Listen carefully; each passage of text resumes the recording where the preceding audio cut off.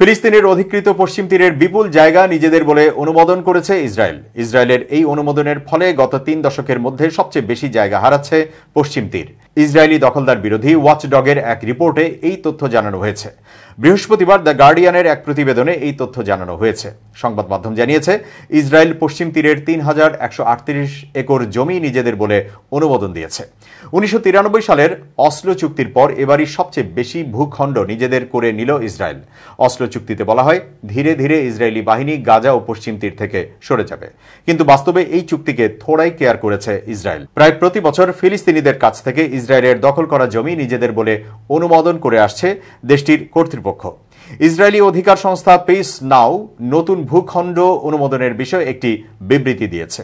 এতে বলা হয়েছে, পশ্চিম তীরের বেসামরিক ইস্যুগুলো নিয়ে কাজ করা ইসরায়েলি সেনাবাহিনীর সিভিল অ্যাডমিনিস্ট্রেশন বিভাগ গত ২৫ জুন নতুন ভূখণ্ডের অনুমোদন দিয়েছে। তবে গতকাল পর্যন্ত বিষয়টি প্রকাশ করা হয়নি। ইসরায়েলের অবৈধ বসতি স্থাপনকারীদের কর্মকাণ্ড পর্যবেক্ষণ করে পিস নাও নামের এই সংস্থা। তারা নতুন করে ফিলিস্তিনের ভূখণ্ড দখলের নিন্দা জানিয়েছে। সংস্থাটি জানিয়েছে, ইসরায়েলের এমন কর্মকাণ্ড স্বাধীন ফিলিস্তিন রাষ্ট্র গঠনের প্রক্রিয়াকে আরও কঠিনতর করে তুলছে। প্রতিবেদনে বলা হয়েছে, অধিগ্রহণ করা ফিলিস্তিনি অঞ্চলগুলোর নিয়ন্ত্রণ আরোপের প্রাথমিক পদক্ষেপ হিসেবে ইসরায়েল এই জমিগুলোকে নিজেদের বলে অনুমোদন করেছে। কোনো জমি একবার নিজেদের অনুমোদন করলে পরে সেসব জমির ফিলিস্তিনি মালিকানাকে অস্বীকার করে ইসরায়েল।